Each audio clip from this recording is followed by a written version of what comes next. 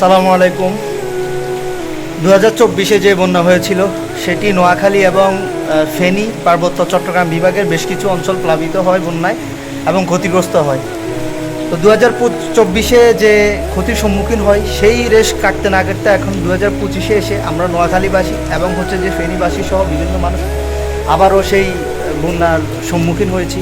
দিন যাবৎ এই যে বৃষ্টি চলমান, এটা একদম বন্ধ হচ্ছে না বললে চলে। এই যে আমাদের স্কুল মাঠটা দেখেন, দেখা যায় কি না আমি জানি না, পানিতে ভরপুর, রাস্তাঘাট সবই ডুবে গেছে।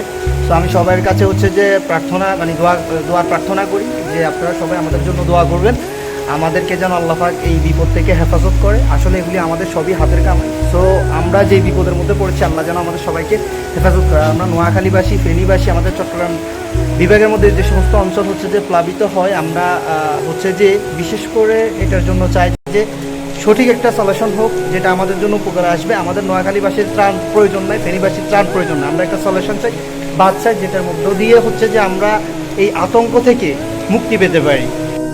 আর একটি বিষয় যে আমরা যখন বিভিন্ন স্থাপনা তৈরি করি তখন পানি নিষ্কাশনের যে ওইগুলি থাকে সেগুলি আমরা আমাদের নিজেদের স্বার্থে বন্ধ করে দিই।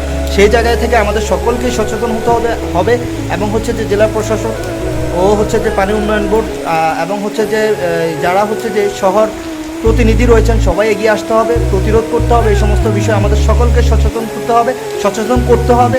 আদারওয়াইজ আসলে আমরা এই বিপদ থেকে মুক্তি পাওয়ার কোনো পসিবিলিটি নেই। আল্লাহ অবশ্যই রহম করবেন, আল্লাহর কাছে আমরা দোয়া করি, প্রার্থনা করি, কিন্তু আমরা নিজেরাও সচেতন হতে হবে। আমরা নিজেদের বিপদ ডেকে আনলে হবে না। সো আবারও বলছি সবাই কাছে যে আমরা সচেতন হই, আল্লাহর কাছে প্রার্থনা করি এবং আমরা সঠিক একটা সলিউশন চাই।